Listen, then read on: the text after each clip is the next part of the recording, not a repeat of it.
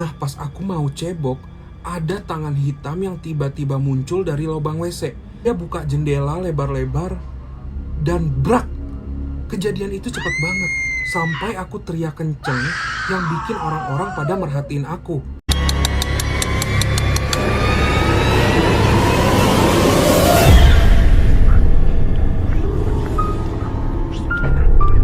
Hai, balik lagi di konten Mr. Gap Channel. Gimana kabar kalian? Semoga kalian dalam keadaan baik-baik saja dimanapun kalian berada. Di konten kali ini gue akan mengangkat sebuah cerita seorang mahasiswa yang mengalami kejadian menyeramkan atau mengerikan pada saat ia menjalankan kuliah malam. Cerita ini ditulis oleh salah satu pengguna Twitter yang bernama @cerita_setan.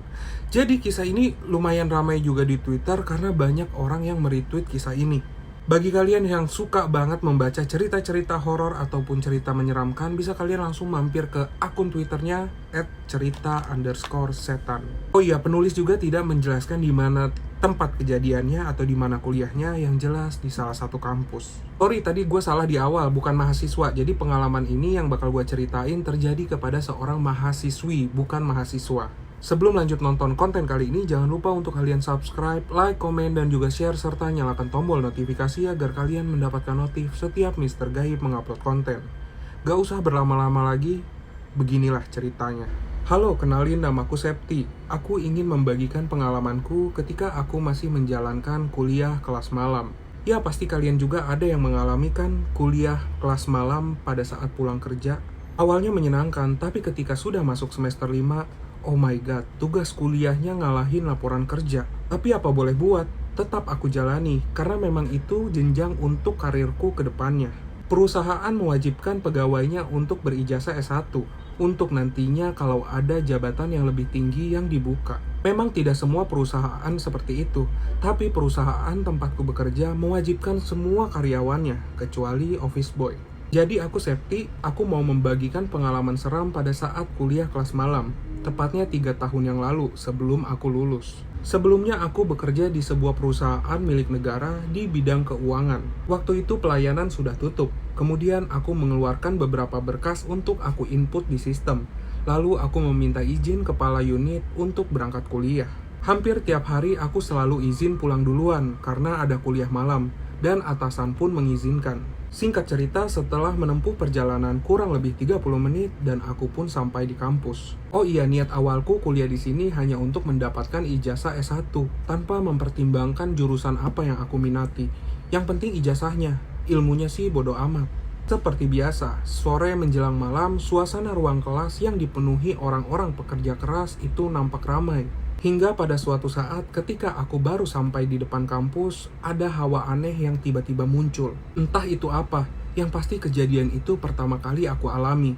Kebetulan kelasku ada di lantai 3, jadi aku harus menaiki tangga hingga lumayan membuat ngos-ngosan. Sudah sampai nih di lantai 3, aku ketemu sama temanku yang bernama Anggi. Dia bisa dibilang indigo, karena dia bisa melihat hal-hal yang gak bisa aku lihat. Sampai di kelas sambil nunggu dosen masuk, aku diberitahu sama Anggi.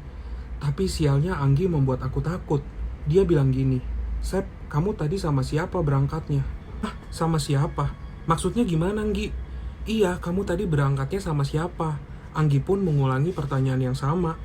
"Ya, aku sendirian aja tuh, gak sama siapa-siapa." Katanya Anggi tadi ngelihat aku sampai depan kampus dianterin sama mas-mas. "Ah, mas-mas siapa?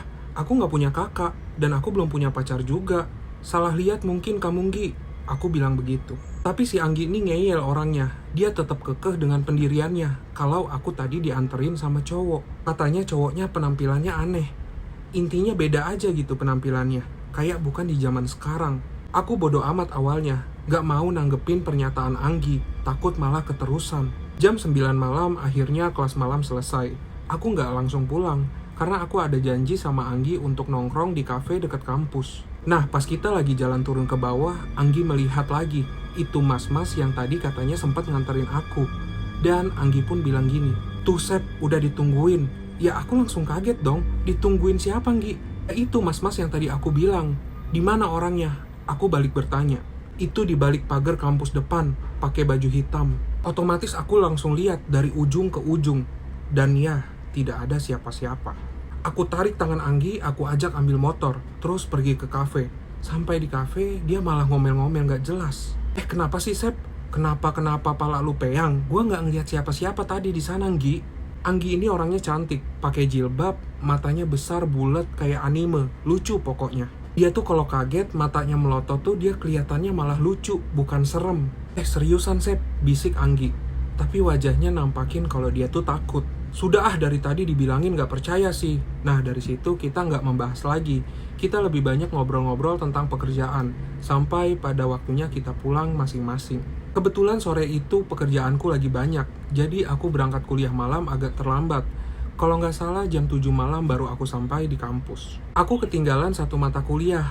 Tapi gak apa-apa, aku udah kabarin Anggi untuk titip absen. Sampai di kampus seperti biasa, aku naik dulu sampai lantai 3. Nah ini ada kejadian yang menurutku begitu menyeramkan.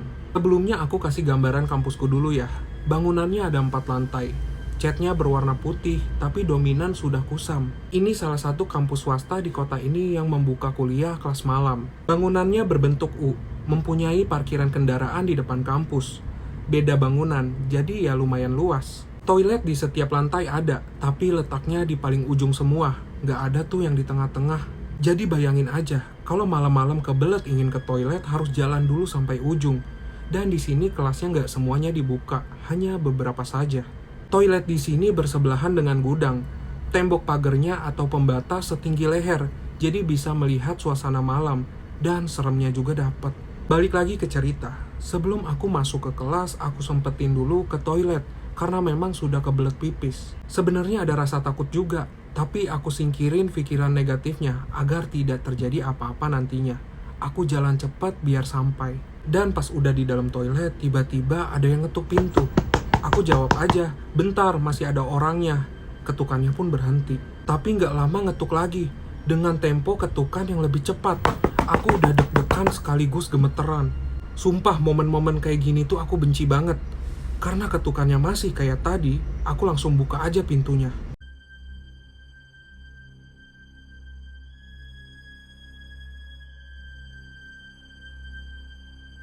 Spontan aku nyeletuk gini, sabar. Tapi ternyata gak ada orang di luar. Tanpa pikir panjang, aku langsung lari ke kelas. Sampai di kelas, aku kelihatan banget ngos-ngosan. Terus aku langsung cerita atas kejadian tadi ke Anggi. Dia malah tertawa. Setelah selesai kelas malam, aku ngajakin Anggi untuk nginep di rumahku. Kebetulan hari Sabtu, kerjaku libur. Masuk hari Senin lagi, tepatnya sore setelah aku pulang kerja. Aku langsung berangkat kuliah lagi. Ini sudah masuk semester 3, jadi aku persingkat saja ceritanya biar nggak lama. Aku kasih tahu dulu ya. Jadi dari semester 1 sampai semester 3, kejadian-kejadian horor yang menimpaku itu tidak terlalu intens. Hanya saja cerita di awal tadi. Tapi ketika aku mulai masuk semester 3, ini bukan lagi hanya gangguan, tapi teror.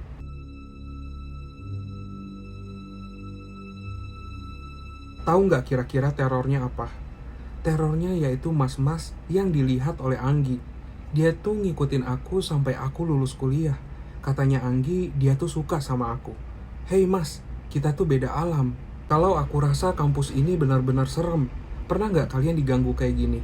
Pas lagi pipis di WC jongkok, tiba-tiba ada muncul tangan dari lubang WC. Begini ceritanya. Jadi kelas malam ini dimulai dari jam 6 sore sampai jam 9 malam. Ada 3 mata kuliah. 1 mata kuliah 1 jam. Tapi kadang-kadang ada juga yang full 3 jam 1 mata kuliah aja. Gak usah di-spill kalau kalian tahu kampusnya di mana. Jadi pas pergantian mata kuliah jam 8-an aku keburu ke toilet. Karena memang udah kebelet banget. Aku lari. Tapi untungnya kelasku tidak jauh dari toilet. Jadi aman. Pas aku lagi jongkok tiba-tiba keran air nyala sendiri. Otomatis pandanganku fokus ke sana kan. Nah pas waktu itu kedengeran seperti suara orang yang sedang mainin air. Kayak diobok-obok. Tahu kan suaranya kayak gimana? Nah aku bingung dong, itu suara dari mana? Nah pas aku mau cebok, ada tangan hitam yang tiba-tiba muncul dari lubang WC. Tangannya itu hitam banget dan berdarah gitu. Aku teriak sekenceng-kencengnya. Dan yang paling gak aku sukain pada diriku ini, kenapa pada saat aku ketakutan gak bisa langsung pingsan. Jadi setelah itu aku langsung keluar dan aku gak balik lagi ke kelas. Aku langsung pulang. Aku kabarin Anggi kalau aku langsung pulang. Kalau dosen tanya, bilang saja aku ada urusan penting. Sekalian bawain tasku. Aku WA gitu ke Anggi. Aku sampai izin gak masuk kuliah seminggu kalau nggak salah. Aku jadi ketinggalan. Tapi emang Anggi tuh anaknya baik, jadi dia mau nyontekin aku. Bener-bener bestie. Masuk ke teror si mas-mas. Ini udah keterlaluan. Memasuki semester 4, tugas kuliahku udah mulai banyak. Dan kerjaan pun menumpuk. Rasanya aku mau keluar, gak mau mikirin kerja dan tugas. Tapi di sisi lain, aku harus menghidupi keluargaku. Aku ini anak paling tua. Orang tuaku tinggal ibu saja. Jadi aku harus menjalani ini semua. Sampai suatu ketika masih di tempat yang sama, kampus. Malam itu aku boncengan naik motor sama Anggi. Niatnya pulang kuliah, aku ingin belanja sama dia. Pas aku lagi ngeluarin motor dari parkiran, gak sengaja aku ngeliat cewek di lantai 3 lagi ngeliatin ke bawah dari dalam kelas. Tapi kok gelagatnya aneh. Dia buka jendela lebar-lebar dan brak. Kejadian itu cepat banget. Sampai aku teriak kenceng yang bikin orang-orang pada merhatiin aku.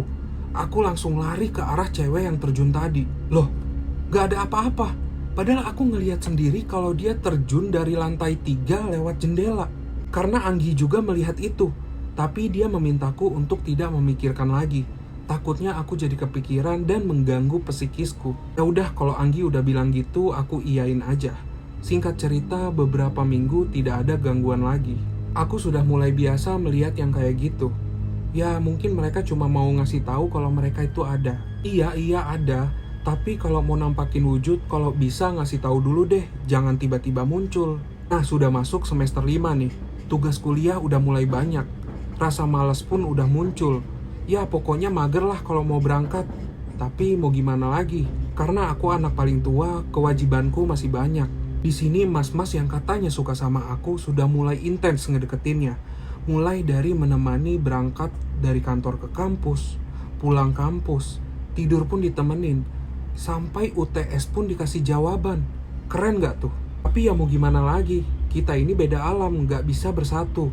Tapi jujur ya, aku belum tahu wujud si mas-mas itu. Soalnya Anggi yang jadi jembatannya. Pokoknya intinya Anggi lah yang memberitahu semuanya. Sampai suatu saat ketika Anggi bercerita, dia sempat berkomunikasi dengan mas-mas itu. Katanya namanya Gilang. Dia pernah kuliah di sini juga. Menurut cerita dari Gilang sendiri, dia meninggal karena dia kecelakaan pada saat ia mau berangkat kuliah untuk UTS. Sebenarnya Gilang ini baik orangnya. Dia nggak pernah menakut-nakuti. Dia hanya ingin membantuku. Ya mungkin dia tahu kalau aku nih tulang punggung keluarga. Nah, mulai dari situ aku kerap banget mimpi aneh-aneh.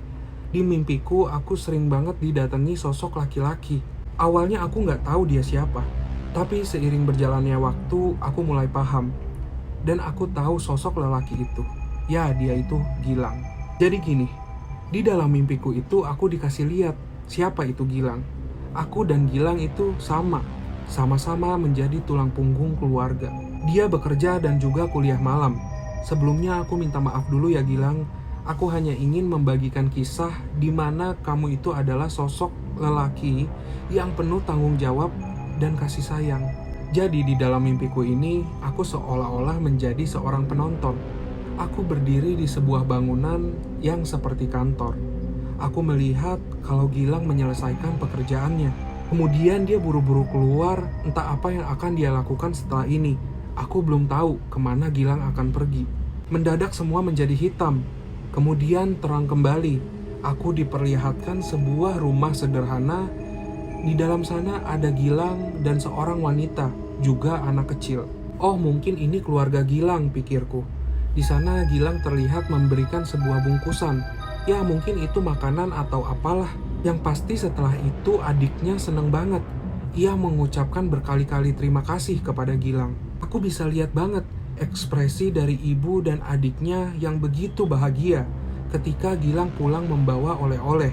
Dan Gilang pun sama. Gak lama Gilang pamit. Mau pergi kemana lagi, pikirku. Tiba-tiba gelap lagi dan terang. Dan aku diperlihatkan sebuah bangunan yang gak asing. Agak berbeda, tapi aku bisa mengenalinya. Mungkin ini beberapa tahun yang lalu sebelum aku masuk kuliah. Tapi kenapa aku ada di sini? Aku nengok ke sana, ke sini, Gak ada siapapun. Hingga tiba-tiba Gilang muncul dan masuk ke dalam bangunan itu. Di dalam kelas aku melihat Gilang begitu antusias mendengarkan penjelasan dosennya dibandingkan teman sekelasnya yang hanya bercanda satu sama lain. Gak lama setelah itu aku diperlihatkan lagi di rumah Gilang. Ternyata ibu dan adiknya belum tidur loh. Mereka nungguin Gilang pulang. Satu lagi, Gilang pulang membawakan bungkusan plastik hitam yang isinya bungkusan nasi.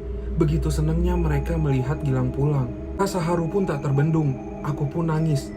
Aku bisa merasakan bagaimana Gilang susah payah banting tulang bolak-balik kerja, rumah, kampus setiap hari dengan rasa penuh tanggung jawab. Rasanya seneng banget punya saudara ataupun jodoh seperti itu. Tapi aku baru sadar kalau ini hanyalah mimpi. Mimpi di mana aku diperlihatkan kehidupan Gilang sebelum meninggal. Karena setelah itu aku benar-benar diperlihatkan lagi bagaimana kejadian itu terjadi. Di mana Gilang kecelakaan pada saat ingin membelikan makanan untuk ibu dan adiknya. Mohon maaf aku nggak bisa menjelaskan secara detail kejadian ini karena aku masih menghormati sosok Gilang. Kalian bayangin sendiri aja bagaimana perasaan ibu dan adiknya ketika tahu Gilang pergi untuk selamanya. Awal-awal sih ceritanya lumayan menegangkan, ya cukup seram lah dengan teror-teror yang ada di cerita ini gitu. Tapi makin ke tengah mendekati ending kok lebih ke menyayat hati gitu. Tapi gue agak bingung di cerita ini ya. Tadi di awal-awal dijelaskan kalau Gilang ini meninggal pada saat mau UTS, mau ujian gitu kan. Tapi kok di endingnya itu mengatakan lagi bahwa kalau Gilang ini meninggal pada saat membelikan makanan untuk ibu dan adiknya gitu. Gue di sini agak bingung. Ya tapi mau gimana pun ceritanya ya horornya dapet, sedihnya dapet gitu. Tapi lebih banyak sedihnya gitu, menyayat hati. Nah apakah ini yang dinamakan sad ending? Oh iya, gue ingetin lagi kalau cerita ini ditulis oleh salah satu akun pengguna Twitter yang bernama @cerita_setan. Nah, bagi kalian yang hobi membaca cerita-cerita horor bisa langsung follow Twitternya. Dan terima kasih banyak buat kalian yang sudah meluangkan waktu untuk menonton konten Mr. Gaib Channel. Sampai jumpa lagi di konten-konten Mr. Gaib berikutnya.